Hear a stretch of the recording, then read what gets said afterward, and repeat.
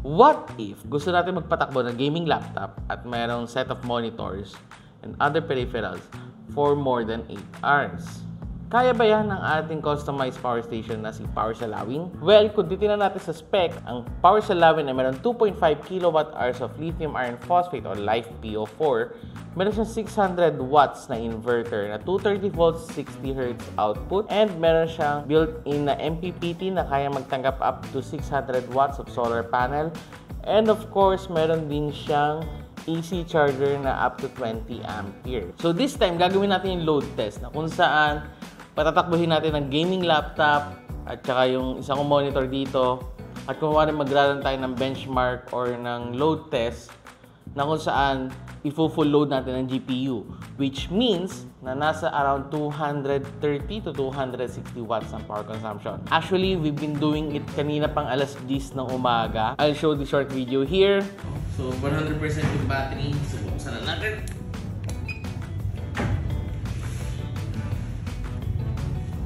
And gumana na siya. Ayan, so from the start, nakikita natin na 200 watts ang power consumption niya. Okay, so start tayo, 10:03. Ayan, papatakbo ako ng large load. By run the benchmark, no? So, usually dapat lalaki yan. So, yun lumaki na. 235, 352 watts. So, ilang oras tatagal yung ganito setup? 352 watts kasi may nakakabit pa akong charger. May nakakabit pa ako na monitor. So, tingnan natin. Ang oras ay 10:05. And we're back and maganda ng setup ulit natin. So, as you can see, pinapatak mo natin yung ating PowerSalawin. Pinapatak mo na ating gaming laptop using PowerSalawin.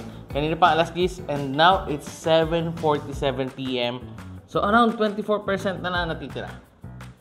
No? So, meaning, almost 10 hours na siyang tumatakbo. Guys, hindi biro ang pagtetest na to. Actually, ako na mismo napagod.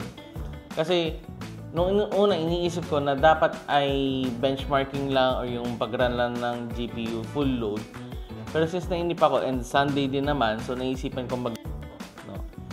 And, nakakapagod maglaro. From 1 PM to 3 PM, yun lang ang kaya ko maximum. Hindi ko na kaya magtagal pa. Hindi na ako ganun kabata. Para magpatakbo ng ganun ano. Kaya binalik ko na lang ulit sa normal na runtime. And actually, binabaan ko nga siya ngayon. Kasi hindi pwede na naka-turbo mode yung ating gaming laptop na si Asus TUF A15. Dahil sobrang init na nito kanina. Nasa around 99 degrees Celsius. So, kailangan babaan ko yung gawin kong performance mode lang. And yung fans niya ay bumaba din. Yung CPU fan bumaba din. No? So, hindi na siya naka-maximum load. And ngayon ay nasa 144 to 146 FPS ayon sa firmware na bench app test. Kuno. And, ayun. Yun yung ano natin ngayon. Expected ko siguro mga nasa 8:30 matatapos ito. Pero I think mga 9 PM pa. So, yun muna. Hanggang doon muna na tayo. Balikan ko na lang kayo mamaya. It's 9:49 PM na. Lata naman sa mukha ko. Medyo naantok na ako. Pero kung makikita ninyo, so, as of 9:49 PM, ayan. 7%. Wala akong masabi. Sobrang tagal niya. And, yung temperature yung temperature nito, hindi siya overloaded. Yung invert. Plus, may external fans pa. So, around 27 degrees lang yung average temperature. So, again, nagpapatakbo pa rin ako ng OpenGL. Actually, itong video na i-edit ko na to, dito ko sa laptop gagamitin. Nag-edit na ako kanina during runtime. And, ayan, ang haba ng buhay. Kaya, doon sa magiging may-ari nito, no? Boss, ayan na. Proven na, no?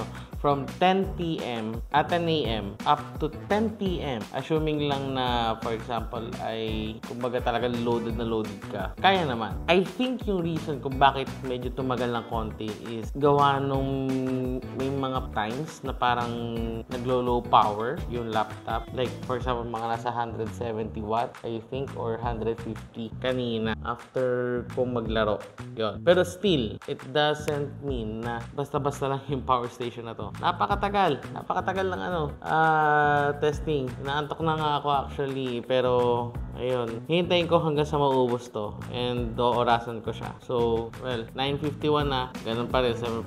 Papatakbo pa rin ako ng benchmark. Naglaro na ako ulit, nagbasa na documents at kung ano pa man during free time. 6% na ngayon. So, yung makikita natin 226 watts, 231. Pero yung voltage difference niya is same pa rin. Nasa 6 millivolts lang siya. And yung pinakamataas ay 3.182, pinakamababa 3.185 or 181. Kung sa usapang 10 hours, 8 to 10 hours, pasok na pasok yung ganitong setup, ititigil ko na ito.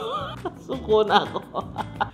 Hanggang dito na lang muna siguro. Kasi alam ko meron pa tayong 5%, no? Pero ako talagang, pagpasensyahan ako, inaantok na talaga. Gusto ko na matapos to. And for sure, magiging mahaba pa yung video na to. Nasa 5.8% pa rin yung ating power station. At hindi pa siya sumusuko, no? So, I'm going to use the remaining time and the remaining percentage of power station to edit this video. So, ayun. Yun lamang.